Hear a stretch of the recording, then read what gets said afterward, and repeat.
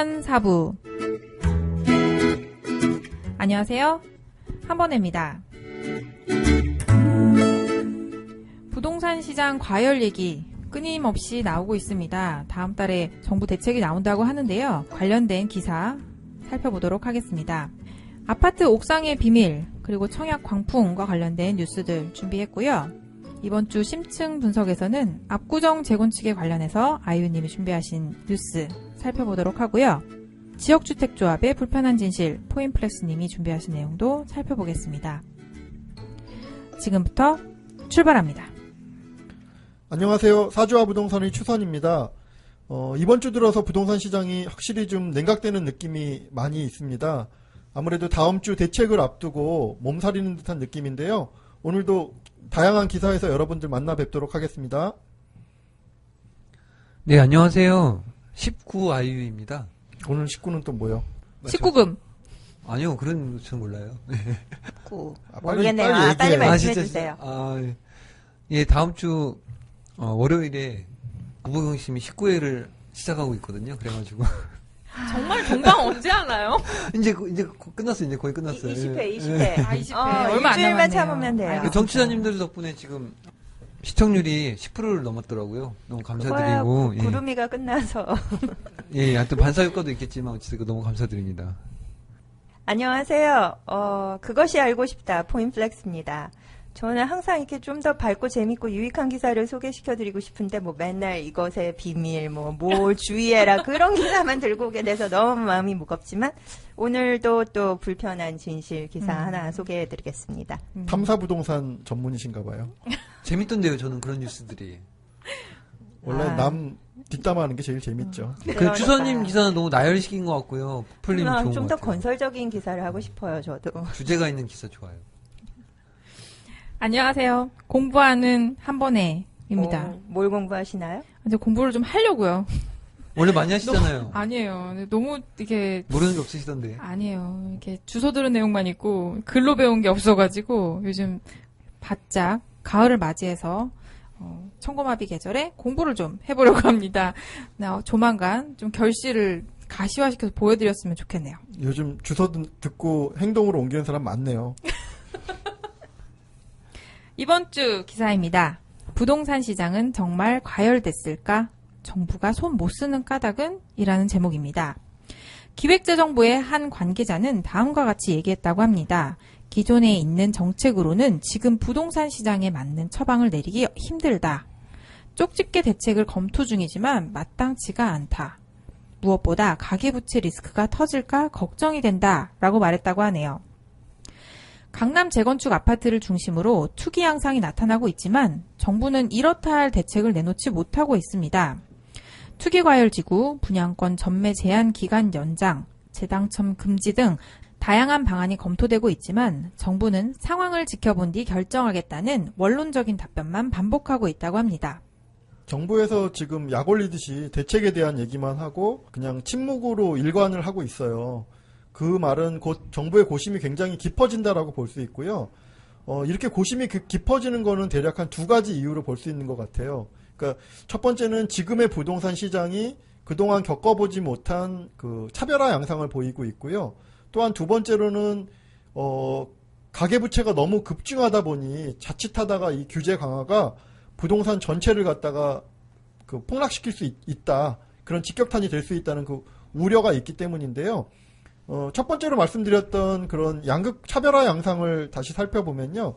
지금의 상승은 강남의 일부 지역, 그리고 신축 주택과 재건축 아파트를 중심으로 한 청약 경쟁률이 급등하고 있지만 실제로 지방에서는 그 찬바람이 불고 있는 데다가 심지어 조선, 해운 등 취약업종 구조조정이 가속화되면서 지방 경제 여건은 지금 좋지 않기 때문입니다. 이에 반해서 일반 분양 같은 경우는 수백 대 1의 경쟁을 기록하며 투기적인 조짐이 나타나고 있어서 이게 대책을 마련하지 않을 수도 마련할 수도 없는 애매모호한 상황에 빠져들고 있기 때문인 것 같아요. 일부 청약시장의 이상 과열 현상에도 불구하고 정부는 부동산 규제 방안을 내놓기에 망설이고 있습니다. 정부가 가격이 오른 일부 지역을 타겟팅한 규제를 내놓는다고 해도 부동산 시장 전체에 규제 시그널이 돼 거래 감소, 가격 하락으로 이어질 수 있기 때문입니다. 특히 최근에 주택 구매가 대출로 일어났다는 점을 감안하면 시작이 경착륙할 가능성 때문에 고민스럽기만 하다고 하네요. 특히 우리나라는 정기적인 수입을 얻기 위해 빚을 내 주택을 사는 사람이 많습니다. 딱히 고소득을 보장할 투자처가 없는 데다 과거 부동산 화랑기에 이런 방식의 큰 수익을 얻는 경험이 있기 때문인데요. 임대주택 공급 주체 중 개인이 차지하는 비중이 우리나라는 81%고요. 일본은 66%, 독일은 64%, 미국은 56%, 영국은 53%라고 합니다. 노후 대비를 목적으로 부동산에 투자할 고령층이 많다는 점도 문제인데요. 이들은 자산을 유동화가 가능한 현금과 예금이 아니라 주로 실물 자산의 형태로 가지고 있어 부동산 가격이 하락할 때 충격에 취약하다고 합니다. 조금 풀어서 설명을 하면 지금 시장을 잡았을 때 결국은 이렇게 임대를 하기 위해서 노후 대비를 목적으로 그 부동산을 갖고 계신 분들이 굉장히 많은데 이분들에 대한 어떤 노후 대책이 사라진다라는 단점이 있거든요. 그래서 지금 대책을 마련하고 있는데요. 그럼에도 불구하고 지금 투기 조짐이 일어나고 있기 때문에 정부에서는 3가지 정도의 그 맞춤형 대책을 준비 중인 것 같아요. 그래서 첫 번째는 그 투기 과열 지구를 지정하는 것이고요. 두 번째는 분양권 전매 제한 기간을 6개월에서 1년 이상으로 연장하는 안을 생각하고 있고요. 마지막으로는 재당첨을 금지하고 청약 1순위 조건을 강화하는 그런 안을 준비 중인 걸로 알고 있어요. 각 내용을 조금 살펴보면요. 투기 과열지구 지정 같은 경우는 투기 과열지구로 지정을 하게 되면 아파트 계약 후 입주할 때까지 분양권 전매가 완전히 불가능해지고요. 5년간 청약 재당첨이 금지가 됩니다. 그런데다가 입주권, 즉 조합원의 물건 같은 경우도 조합이 설립되면 매매가 불가능해져 버려요. 그러니까 실제로 자신의 재산권을 행사하지 못하게 되거든요. 근데 이거 같은 경우는 상당히 많은 분들이 그 재산권 행사에 제한을 받을 뿐더러 시장을 지금 급락시킬 수 있는 그런 요소를 많이 가지고 있어서 투기과열지구를 지정하는 것은 이번 대책에는 조금 나오지 힘들지 않겠냐, 뭐 이런 생각을 가지고 있고요. 분양권 전매 제한 기간을 6개월에서 1년 이상으로 연장하는 안이 논의되고 있는데요. 이 안에 대해서 아니 그거 어차피 다들 불법으로 하는데 6개월에서 1년 정도를 연장하는 게 뭐가 그렇게 대단하냐. 그렇죠. 뭐 이제 이런 의견들이 많이 있는데요. 저는 개인적으로 강남 같은 경우는 조금 타격이 심할 거라고 봐요. 그 이유는 뭐냐면 6개월을 했을 때는 우리가 통상적으로 계약금을 넣고 중도금을 1회 정도만 넣으면 전매 제한이 풀리잖아요. 네. 그러면은 예를 들면 15억짜리면 3억 정도의 금액만 있으면 매매가 이제 전매 제한이 풀리면 가능한데 1년을 잡아버리면 또 이게 중도금이 대출이 되지 않는 상황이기 때문에 중도금이 2번 내지 3번이 들어가거든요. 그럼 계약금까지 하면은 자기가 들어가는 돈이 최소 1억 5천에서 3억 이상이 더 들어가야 돼요. 그렇게 보면 상당히 부담스러운 데다가 1년이 지나고 나면 사시는 분들 입장에서도 앞에 사람 거를 갖다가 3회 내지 4회 들어간 돈을 주고 사야 되는 데다가 또 자기도 이제 바로 이제 중도금 기한이 닥치기 때문에 강남권 같은 경우는 아무래도 좀 타격이 있을 것 같고요. 그리고 이제 재당첨 금지 같은 경우에는 당첨되고 나면 일정 기간 이제 당첨이 안 되게 하는 거고요. 청약 1순위 조건 강화 같은 경우는 우리가 원래 1순위가 2년이었잖아요. 그러다가 얼마 전에 1년으로 그걸 땡겼는데 그걸 다시 원래대로 2년으로 늘리는 안을 생각하고 있는 것 같아요. 오늘 아침에 부동산 대책이 11월 3일 날 발표된다고 속보가 떴더라고요. 근데 제 생각에는 아무래도 그 투기과열지구까지 지정하는 것은 정부에서도 부담을 느낄 것 같고요. 뒤에 언급해드린 분양권 전매기간 연장 내지는 재당첨 금지 그리고 청약 1순위 조건 강화 뭐 이 정도 선에서 마무리가 되지 않을까 그런 생각을 해봅니다. 다음 기사입니다. 알고 싶지 않은 아파트 옥상의 비밀이라는 제목입니다. 서울 여의도 63빌딩 등 고층 건물 위에 수도 서울의 대공 방어를 위한 군사시설이 있다는 이야기는 공공연한 비밀이지만 주거시설인 아파트 옥상에도 군사시설이 있다는 사실은 해당 아파트 사는 사람들도 모르는 경우가 다반사라고 합니다. 심지어 아파트에 설치하는 군사시설의 진지 구축 비용까지 분양가에 포함돼서 입주자들이 부당하게 비용을 부담해야 한다고 합니다. 지난 19일 74.8대 1의 높은 청약 경쟁률을 기록했던 현대산업개발의 신촌숲 아이파크는 그 입주자 모집 공고문을 현미경으로 이렇게 들여다보면요. 그 단지에는 예. 그래서 이거는 원래 망원경으로도 안 보여요. 노안이잖아요. 원래 안 보이시는 뭐 좀 거 그런 것도 있고요. 예, 현미경으로 들여다보셔야 되는데요. 단지에는 군사시설이 설치되며 옥상의 군사시설이 설치되는 곳은 접근 금지 구역으로 지정 출입이 차단될 수 있습니다라고 명기되어 있다라고 합니다. 이렇게 신촌숲 아이파크뿐만 아니고요. 서울숲 트리마제의 옥상에도 군사시설이 들어간다라고 하네요. 20층 이상의 고층 건물에 군사시설을 설치하는 것은 군사기지 및 군사시설보호법에 의한 건데요. 민간 소유의 건물이라고 할지라도 대공작전에 장애가 되면 대공포 등의 군사시설을 설치할 수 있도록 규정하고 있다고 합니다. 그러나 국방부는 군사 보안을 이유로 현재 서울 시내 건물 위에 구축된 군사진지가 정확히 몇 곳인지 말할 수 없다고 밝혔습니다. 건설사 관계자는 수도방위사령부가 군사시설을 설치해야 한다는 연락이 오면 이를 즉시 반영해야 되고 설치되는 군사시설의 구체적인 규모와 위치는 군부대 측이 정한다고 하며 설치되는 모든 군사시설이 병력에 주둔하지는 않는다고 합니다. 서울숲 트리마제의 경우 병력이 상주하는 진지는 아니라 예비용으로 갖춰진 군사시설이 들어서고 군사시설로 들어선 아파트라도 병력 이동 시에는 별도로 마련된 엘리베이터를 쓰기 때문에 주민들과의 접촉은 잦지 않다고 합니다. 입주자가 사용을 못하는 군시설이지만 설치 비용은 그 민간이 부담해야 된다라고 합니다. 그래서 군사시설의 비용을 사업 시행자한테 일방적으로 부담을 하게 하는 것은 굉장히 부당하다. 뭐 이런 지적도 나온다고 하네요. 동네에서 제일 높은 건물에 보통 설치하는 걸로 알고 있으니까 제일 높은 그래요? 건물이라는 인증 아닐까요? 높은 건물이라는 인증이기도 하지만 사실 전쟁이 나게 되면 뭐 그렇죠. 적의 주요 타겟이 될 그렇죠. 수 있는 뭐 그런 일단 단점도 있는 높겠죠. 거죠. 아무래도. 주로 대공포가 설치되는 걸로 알고 있으니까 그러면 뭐 북한의 타격 1순위겠네요. 뭐 인생이 다 그렇지만 그래서 장점만 있는 건 없는 것 같아요. 장점이 있으면 단점도 있고. 근데 그럼 전용 엘리베이터가 있는 거예요? 군인들을 위한? 아까 소개해드린 군인도 그렇고 뭐 그런 포탄이라든가 이런 무거운 걸 날리려면 그렇겠네요. 뭐 전용 엘리베이터가 있어야 되지 그렇겠네요. 않을까요? 왜 예전에 광화문에 무슨 오피스 빌딩에도 옥상에 있었거든요. 근데 예. 가끔 군인들이 보이긴 했는데 아. 한 번도 그 사람들이 어디로 올라가는지는 본 적이 없어요. 그래서 지금 생각해 보면 다른 엘리베이터가 있는 건가? 화물 엘리베이터 예. 뭐 이런 게 있겠죠. 저희가 뭐 특정 단지를 뭐 비하하자거나 뭐 그런 의도는 아니고요. 그냥 정보를 제공해드리고자 함입니다. 다음 기사입니다. 청약저축 가입자 3분의 1은 20대 이하 청약 광풍의 한몫이라는 제목입니다. 정부가 최근 과열된 청약시장에 조만간 메스를 들이밀기로 한 이유 중에 내 집 마련과 거리가 먼 미성년자 그리고 20대가 청약 광풍의 한몫을 한 것으로 나타나고 있다고 합니다. 지난 6월 현재 미성년자가 청약저축 가입한 비율은 미성년자의 경우 3분의 1, 20대는 절반 이상이 청약통장을 가지고 있다고 합니다. 현행법은 미성년자를 포함해 누구나 나이, 자격에 구애받지 않고 청약저축에 가입할 수 있습니다. 하지만 실제 청약은 원칙적으로 성년이어야 가능하고요. 단 미성년자라 하더라도 세대주의 경우에는 직접 청약이 가능하다고 합니다. 작년 5월 경기도 화성시의 한 민간 아파트 당첨자 명단에 당시 3살인 남자아이가 이름을 올려서 논란이 되기도 했었는데요.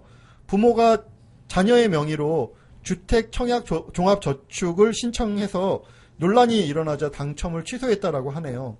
요즘 20대들 같은 경우는 분양권 프리미엄을 기대한 청약을 일상으로 노리고 청약을 하는 20대가 많이 늘어난 데다가 친구들끼리 돈이 된다 그러니까 아파트 분양 정보를 공유하면서 프리미엄을 노리고 분양권을 팔 수 있는 단지 위주로 청약한다라고 하거든요.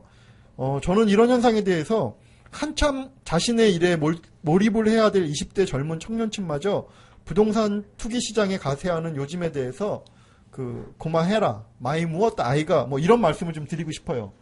그게 뭔가요? 사투리인가요? 좀 장동건 같아요. 누가? 다음은 뉴스 심층 분석입니다. 오늘 소개해드릴 기사는 압구정 재건축 이번에도 이라는 아시아 경제 기사입니다. 아유님 소개 부탁드릴게요. 어제 추선님이 갑작스럽게 기사를 하나 더 주시더라고요. 매일경제에 소개된 지구단위 계획 지정에 반발, 똘똘 뭉친 압구정 주민들이라는 기사인데요. 아시아경제 기사랑 이 매일경제 기사랑 같이 소개해 드리려고요. 예. 기사가 추선님 덕분에 늘어나서 감사해요. 네. 예. 일 압구정 좀 열심히 하라고. 제 인사 소개 열심히 준비했잖아요. 하도 인사 소개. 농땡이 치는 것 같아요. 인사만 잘해. 인사 소개에 더 준비가 더 오래 걸려요. 예. 하여튼. 예, 압구정 일대 아파트 재건축 계획을 담은 서울시의 구상에 일부 주민을 중심으로 반발 여론이 본격화되고 있다고 하더라고요. 그래서 이것 때문에 향후 재건축 일정이 조금 느려지지 않을까 그런 예측이 되고 있는데요. 실제로 지난 24일에 압구정 일대 주민들로 구성된 올바른 재건축 추진준비위원회, 이하 올제추라고 하겠습니다. 예, 주민을 상대로 설명회를 열었고요. 최근 시가 발표한 지구단위 계획안의 문제점과 대응 방안을 논의했다고 합니다. 이날 신현희 강남구청장의 격려사가 있는데 한 번님 좀 소개해 주세요. 그 목소리로요. 제가 성대모사는 좀 잘 못해서. 성유리 목소리시잖아요. 네? 그만해. 지난 10월 13일 서울시가 기습적으로 압구정 아파트 지구를 지구단위 계획 구역으로 일방적으로 지정 발표했을 땐 가슴이 무너지는 심정이었다. 압구정 주민 여러분이 28일까지 서울시에 의견을 전달해달라라고 하셨다고 하네요. 예, 강남구청장의 이러한 격려사에 현장에 모였던 300여 압구정 구현대 아파트 주민들이 박수갈채를 쏟아냈다고 합니다. 서울시가 지난 13일 지구단위 계획안 공람을 시작해 오는 28일까지 주민 의견을 듣고 있는 상황이거든요. 올제추에서 7가지 요구사항이 제시됐다고 하던데 상세히 부탁드릴게요. 왕소님이라고 써있는데 안 읽으시네요. 거부합니다. 예, 올제추의 전문위원을 맡고 있는 전직 홍익대 건축도시대학원 교수님이 계신데요. 서울시에 7가지 요구사항을 제시했습니다. 조금 길지만 제가 하나하나 좀 소개를 드릴게요. 1번은 구현대 1, 2단지 가운데에 배치한 공원 위치를 동호대로 변으로 옮길 것. 2번은 압구정 초등학교 위치를 옮기지 말 것. 3번은 기부 체납을 최소화할 것. 4번은 최고층 수를 45층으로 할 것. 5번은 준주거 지역 종상향 규모를 현재 26,000여 제곱미터에서요, 10,000제곱미터로 줄여달라고 하더라고요. 그리고 마지막 2가지는 단지를 양분하는 중앙도로를 없애고 폭 18m의 순환형 도로로 바꿔달라고 하고요. 그리고 마지막으로 압구정로변의 지상 5층 근린생활시설 계획을 주상복합으로 바꿔달라고 합니다. 이걸 모아가지고 서울시에 전달하기로 했다더라고요. 들어보니까 좀 특이한 게 상업시설을 지을 수 있는 준주거지역을 10,000제곱미터로 축소해달라는 요구인 것 같은데요. 사업성을 고려하면 준주거지역 최대한 확보하는 게 이득 아닌가요? 예, 좀 그렇죠. 근데 이제 압구정 주민들 생각은 이렇더라고요. 뭐냐면 상업구역을 확장해서 새로운 도시를 만들려는 게 아니고 주거 환경을 개선하고 싶다고 하더라고요. 그래서 만약 준주거 지역에 상업시설이 대규모로 들어오면 주거 환경이 악화되고 교통체증이 유발된다는 게 이제 눈에 보이기 때문에 반대한다고 하시는 거고요. 상업시설을 늘리지 않아도 좋으니 우리한테 기부 체납을 최소화하고 공원 부지를 갖다가 옮겨달라 뭐 이런 요구로 보면 되는 건가요? 그렇죠. 예. 서울시가 원했던 한 명의 정자 자리, 네. 한강변에 위치한 역사문화공원도 지금 다른 데로 옮겨달라고 요구했는데, 뭐 당연한 것 같기는 한데, 압구정 주민들에게 이제 필요한 공원이 아니라는 게 이유인데, 공원을 논현로 쪽으로 이제 구퉁이 쪽으로 옮겨서 한강이 접근하는 녹지 마련 차원에서도 그게 적정하다고 이제 주장을 하고 계시더라고요. 우리한테 필요 없는 땅을 공원으로 기부 체납하겠습니다. 뭐. 근데 사실 너무 메인 자리이긴 해요. 지금 서울 역사문화공원이 있어요. 아, 그래요? 네. 가보셨어요? 예. 어쨌거나 사람들의 접근성이 높아야 되고 관광을 그쵸. 위해 목적으로 하는 거잖아요. 예를 들어서 우리 단지 안에 갑자기 한가운데에다가 역사문화공원을 세우라고 하면 좋아할 사람은 없을 것 같아요. 그리고 관광버스 거기에다가 막 들어오고. 그럼요. 단지를 양분하는 커다란 도로를 생긴다 하면은 그렇죠. 그쵸. 그쵸. 25m의 폭. 예. 뭐 관광버스들이 와갖고 대기하는 상황. 그렇죠. 생각만 해도 끔찍하죠. 그 세빛둥둥섬 네. 거기에 관광객들이 많이 오는 것도 예.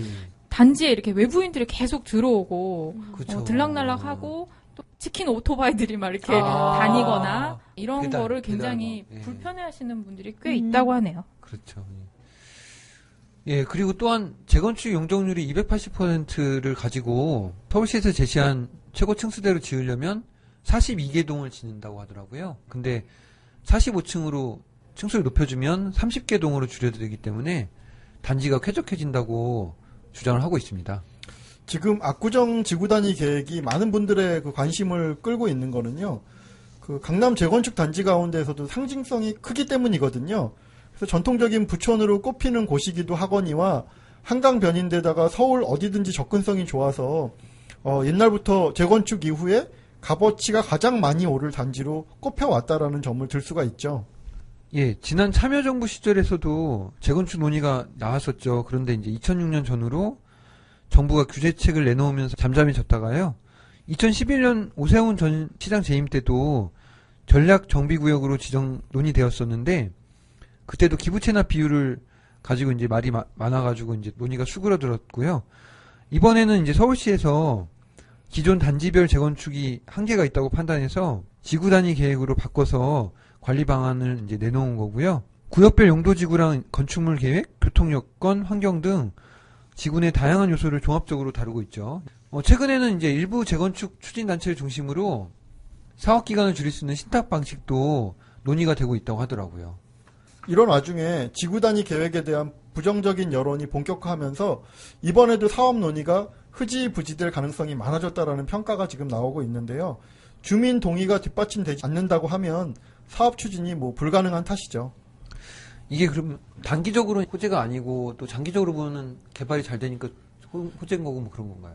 그건 사안에 따라 좀 다르게, 그리고 이제 시기에 따라 다르게 볼 수 있을 것 같은데요. 최근에 아파트 가격 상승은 재건축이 진행된 것이 없음에도 불구하고 과도하게 빨리 진행될 것이다라는 그런 예측 때문에 가격이 상승을 했잖아요. 그렇죠. 그런데 이 지구 단위 계획이 걸렸으면 아시겠지만은 이번에 지금 예산 신청한다는 거고 예산이 나오면 내년 예산이 나오는 거예요. 그럼 그렇죠. 1년 반이 걸리면 최소한 2년 동안 아무런 액션을 할 수 없다라는 거거든요. 근데 이거는 비단 압구정에만 해당하는 일은 아니라는 거죠. 그래서 예를 들면 지금 반포 그리고 여의도 서초권까지 지금 지구 단위 계획을 서울시 입장에서는 짜겠다는 거고요. 네. 그에 비해서 지금 반포나 여의도 그리고 서초 같은 경우 재건축 속도가 느림에도 불구하고 내년 말까지 관리 처분을 신청한다고 하면서 헛된 기대감을 키워주면서 지금 가격들이 아주 맹 상승을 했거든요. 네. 그러니까 이제 이거에 대해서 정확하게 찬물을 끼얹었다라고 보는 게 맞는 측면인 것 같아요. 예. 오랫동안 거주하셨던 분들 같은 경우에는 지금의 쾌적성, 지금의 삶의 환경이나 이런 거에 대해서 별로 불만도 없으시고 또 일제일 그러게요. 재건축을 하거나 사업성이 조금 떨어져서 추가 부담금을 낸다 하더라도 크게 문제가 될 건 없을 텐데요. 최근에 사실 높은 가격대에 진입하신 분들이 이렇게 사업성 떨어지게 추진한다라고 하면 또 반대하실 거고 그러다 보면 또 사업이 지연되고 또 그렇죠. 비대위 만들어지고 이런 문제들이 굉장히 이제 안 좋게 작용할 수 있는 가능성이 높아졌다. 이렇게 볼 수도 있을 것 같아요. 맞아요. 그러니까 기존에 지금 거주하시던 오래전부터 그걸 조합원 물건을 가지고 계신 분들은요. 사실 지구 단위 계획이 세워져서 보다 큰 플랜이 나오고 거기에 맞게 어떤 세부적인 계획들이 세워지는 게 더 바람직하다고 볼 수 있을 뿐더러 사실 그분들은 여기 별로 연연하지도 않으세요. 조금 그쵸. 지금 삶이 조금 불편할 뿐이지 인테리어 다 새로 고치고 네. 편안하게 사시거든요. 주차 같은 것들이 조금 불편할 뿐이죠. 그렇게 불편하지도 않으세요. 예, 그러니까 대형 평수 같은 경우에는 경비 아저씨들이 잘 도와주시기도 하고. 그러니까요. 근데 이제 문제는 뭐냐면 아까 한번혜님이 말씀하셨지만 올해 들어서 이제 급등한 가격대에 예. 뒤늦게 추격해서 매수를 하신 분들이 막 이런저런 일들이 생기니까 마음이 불편해지는 것들이 문제라는 거죠. 그렇지만 일단 요새 나오는 뉴스를 부정적인 뉴스도 전부 다 호재로 지금 읽는 경향이 있는데 지구 단위 계획이 걸리고 또 그로 인해서 속도가 늦어진다라는 것은 최근에 과한 상승분이 그 속도에 대한 기대감이라는 점을 감안하면 분명한 악재로 인식을 하셔야 되는 거는 그건 사실일 것 같아요. 예, 어찌됐건 서울시는 지구 단위 계획 공람을 마친 후에 심의 등을 거쳐서 확정한 후 연내에 교통 영향 평가 등을 추진해서 계획대로 진행할 예정이라고 합니다. 서울시도 마이웨이네요. 나는 꿋꿋이 가겠다. 요새 마이웨이 많습니다. 다음 기사 심층 분석입니다. 포플님이 준비하셨는데요. 지역주택조합의 불편한 진실. 머니포커스 10월 24일자 기사입니다. 충남 서산에 사는 김모 씨는 지난해 지역주택조합에 가입했다가 가입비 수천만 원을 날릴 위기에 놓였다고 합니다. 사업 취소 시 가입비를 100% 환불받는 안심보장제 조건을 잊고 가입했지만 사업이 지연되자 환불도 어려워졌다고 하네요. 사업이 아예 취소되기 전까지는 가입비를 돌려받지 못할 상황이라 마음고생이 이만저만이 아니라고 합니다. 1980년 도입된 지역주택조합제도는 무주택자나 전용 면적 85제곱미터 이하 주택을 한 채 소유한 사람이 조합을 구성한 후 직접 토지를 매입하고 시공사를 선정해 공동주택을 짓는 구조입니다. 국민권익위원회에 따르면 2005년부터 지난해 6월까지 10여 년간 지역주택조합 설립 인가를 받은 곳이 155곳에 이릅니다. 이 중 입주까지 성공한 곳은 34개에 불과했다고 하네요. 성공률이 22%를 하회하는 겁니다. 조합 설립 인가 신청을 준비 중인 예비조합도 전국적으로 126곳에 달하고 있습니다. 그런데 이렇게 예비조합이 사업비로 쓰기 위해 가입비 명목의 투자금만 받고 사업 자체가 표류한 일이 많아지자 안심보장제라는 보완책을 내놓았습니다. 사업이 아예 취소될 경우 투자금을 환불해주겠다는 약정인데 이 역시 허점이 있습니다. 사업이 취소되지는 않고 기약 없이 지연될 경우 조합원들이 투자금을 회수하고 싶어도 환불을 받을 수가 없습니다. 취소가 안 되면 끝까지 안 주는 거예요? 그렇죠. 취소될 경우에 환불해 준다는데 취소 안 되고 지연. 뭐 그냥 말장난에 불과하네요. 그런데 기본적으로 은행 이자가 아닌데 내가 고수익을 바라면서 100% 환불을 받는 안심보장제라는 게 있을 수가 있나요? 구조상? 뭐 그리고 저는 제일 그런 게 상가 같은 경우도 뭐 5년간 뭐 확정 금리, 물론 이제 그건 줄 수는 있어요. 근데 그 확정이나 안심이나 이런 단어들 속에는 예를 들면은 상가 같은 경우 확정 금리라는 것은 확정해서 만든 금리를 분양가에다가 높였다라는 얘기로 인식을 하시는 게 맞고요. 그리고 안심 보장제라고 하는 것은 그 이면을 보면은 회사 내지는 조합이 안 망하면 안심 보장제인 거죠. 망해서까지 안심을 보장하지는 않는다는 뜻이잖아요. 그렇죠. 네, 그래서 그런 점들을 좀 유의하셔야 될 것 같아요. 저도 항상 이렇게 뭐 수익률, 요즘은 그렇게까지는 안 하지만 예전에 보면 뭐 수익률 20% 보장, 30% 보장 막 그런 것들 많이 써 있잖아요. 보증서도 써주고요. 예. 그러면 아니 그렇게 수익률이 좋으면은 네가 직접 하지 그러니까. 왜 사람을 못 집? 그런 생각을 하면서 많이들 지나갔습니다. 길거리에 붙은 플랜카드 보고요. 앞서 말씀드린 서산의 신동아 파밀리에 예비조합은 신동아 건설을 시공 예정자로 정하고 올해 2월까지 조합 설립과 토지 매입을 완료할 계획이었는데요. 두 개 다 실패했다고 합니다. 시공 예정사의 브랜드 인지도를 이용해서 투자자를 모으고 투자금을 받았지만 신동아 건설 측은 정식 계약이 아니라 법적 구속력 없는 양해각서만 체결했기 때문에 예비조합의 광고나 홍보활동에 대해 책임이 없다는 입장이라고 합니다. 흔히 지역조합 같은 경우는요, 뭐 GS다, 현대건설이다 이러면서 시공사 브랜드를 보고 투자하기 쉬운데요. 시공사는 말 그대로 공사비를 받고 시공을 해주는 거지 무슨 투자자들의 돈을 보존해주는 곳이 아니거든요. 그래서 시공사는 공사를 하면서 돈을 받는 거기 때문에 절대로 시공사에서 무엇인가 내 것을 해결해 주겠다라는 마음으로 그 투자를 결정하시면 절대 안 될 것 같아요.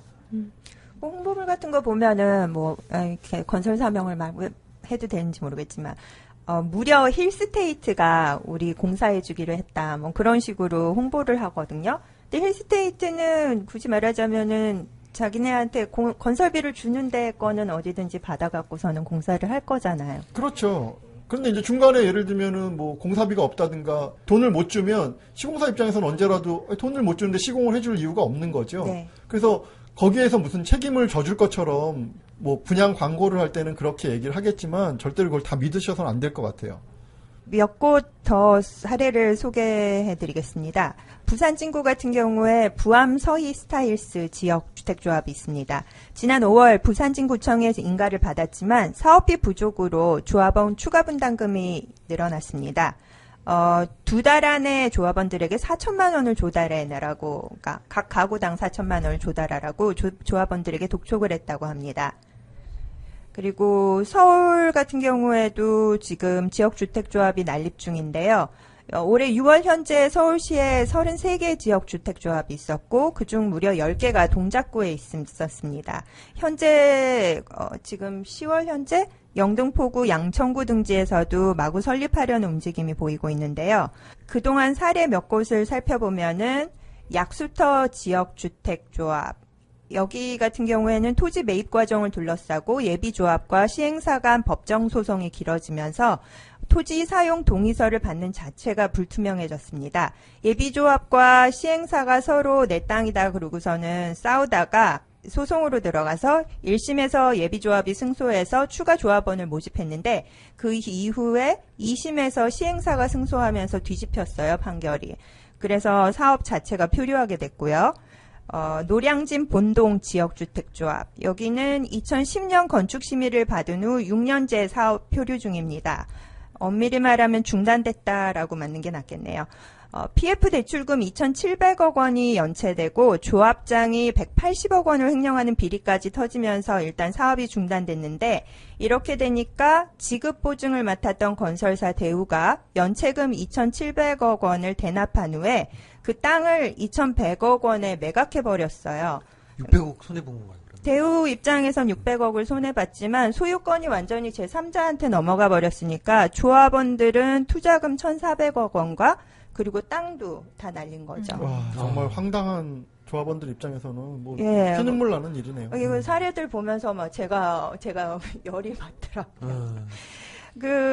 더 황당한 사례도 있습니다. 이 사당동 지역주택조합입니다. 여기는 완공이 돼갖고 이수역 리가라는 이름으로 지금 멀쩡하게 건물이 서 있습니다. 일반 분양까지 성공했어요. 그런데 여기가 원래 토지 한 평당 아파트 한 평을 주기로 했다고, 상계하기로 했다고 하는 것 같은데, 이 조합원들이 입주를 기대하고 있는데 갑자기 입주를 앞두고 추가 분담금 13억을 내라고 요구했다고 하네요. 이거 제가 글씨를 잘못 본 거 아닌가요? 이게 각 집당 13억 원을 예, 내라고 했다는 건가요? 한 가구당 13억 원을 내라고 그랬대요. 30평대 받을 때.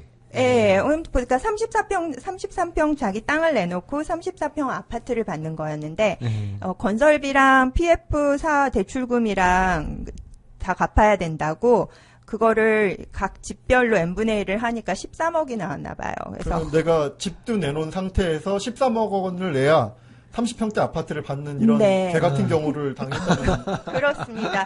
네, 근데 네. 13억 원을 낼 수 있는 집이 몇 개나 있었겠어요. 아니 사실적으로 이걸 낼 이유가 없죠. 그렇죠. 난 이미 땅을 내놨으니까. 그리고 아니 그냥 13억이면 두 개를 살 수 있는 금액인데 이 돈을 내고 한 개를 받을 이유가 하나도 없는 거죠. 결과적으로는 원 조합원들은 입주하지 못했고요. 일반 분양을 받은 200여 가구만 입주해서 지금 절반 정도만 아파트가 차 있는 엽기적인 상황입니다. 결국 조합은 파산했고 유치권 행사 중이라고 하네요. 원주민들 입장에서는 거의 이거는 복장 터지는 일이 아닐까 싶습니다. 정말 쇼킹하네요, 사건들이. 지역주택조합은 쳐다도 보지 말라라는 소리가 왜 나왔는지 알 것 같습니다. 그러면 지역주택조합 아파트 일단은 안 고르는 게 상책일 것 같긴 합니다만 골라야 되는 상황이라면 어떻게 골라야 될까요? 저도 아예 쳐다보지도 않는 게 맞는 것 같긴 한데요. 기사에는 그래도 고를 때 고르는 팁을 주셨더라고요. 그래서 세대수, 사업 부지, 가격 경쟁력을 살펴보라고는 하더라고요. 일반 아파트 재건축의 경우는 세대수가 많을수록 유리하지만 지역조합 같은 경우에는 조합 설립 인가 조건이 전체의 50%라 세대수가 많을수록 조합원 모집에 시간이 많이 걸린다고 합니다. 그래서 원 조합원 수가 적을수록 동의율이 빨리 올라가니까 시간을 단축할 수 있고요. 또 조합 설립 후 사업부지 소유권을 95% 이상 확보해야 되는데 이 95%가 실제로 착공 신고 후에 공사 때는 100%로 채워야 돼요. 그러니까 만약에 반대하는 사람이 5%라도 있으면은 이 나머지 반대하는 사람의 동의를 받아내야 되는데 그 반대하는 지주에게는 매도 청구 방식으로 강제 매도가 가능합니다. 하지만 이건 법적 소송 절차를 통해서 이루어지는 거기 때문에 소송 절차가 1, 2년 정도 소요됩니다. 재건축에서 시간은 돈입니다. 1, 2년 지연되는 만큼 사업비 상승이 불가피한 거고요. 그리고 가격적으로는 일반 분양가 대비 조합원 가격이 15% 내지 20% 정도 낮아야 투자 가치가 있다고 봅니다. 근데 실제로 지역조합 홍보하는 거 보면 거의 다 시세보다 한 20% 내외는 낮게 그렇죠. 입주할 수 있다고 네. 홍보는 하고 있기는 해요. 그런데 이게 문제가 아니라 추가 분담금을 낼 가능성을 염두에 둬야 되는 거죠. 대다수 조합은 확정 가격이라고 광고하기는 하는데 추가 분담금의 최종 가격은 원래 조합 청산 시 결정되는 거고 이수역 리가처럼 중간에 입주를 앞두고서는 몇 억을 더 내라 이렇게 나올 수도 있는 거고요. 그리고 또 한 가지 체크할 점이 재개발, 재건축 사업 같은 경우에는 시행 능력을 검증받은 시행사만 할 수 있지만 현행법상 지역주택조합의 업무 대행사는 아무나 할 수 있다고 그래요. 그러니까 실제로 이걸 추진하는 하는 쪽이 얼마나 경험이 있는지 과거 실적 같은 것도 체크해 보시는 게 안전할 것 같습니다. 아무래도 이게 지역주택조합 같은 경우는요. 예를 들면 현재 시세가 5억이라 그러면 네. 뭐 어떤 분들이 이걸 들고 와서 뭐 3억 5천 4억이라고 하니까 이게 일정대로만 잘 가면 내가 순식간에 막 1억 5천 2억을 그렇죠. 벌 것 같은 이 환상에 빠지거든요. 근데 세상 일은 절대로 그렇지 않다는 거. 그리고 지역주택조합은 포인플렉스님이 마지막에 어쩔 수 없이 이런 기사에 나와 있어서 선택을 하려면 이런 내용을 선택하라고 말씀해 주셨지만 네. 웬만하면 안 쳐다보는 게 그게 제일 상책일 것 같아요. 왜 그 혼자병법에도 그 36개가 가장 최고의 방법일 수도 있잖아요. 손자명복에 나와요, 그게? 네, 36개 아, 주된다. 한번 검증해봤습니다. 아시는 게 별로 없으신 것 같아요. 그래서 지역주택조합은 웬만하면 안 쳐다보셨으면 좋겠네요. 정말 학이 있으신 거 맞죠?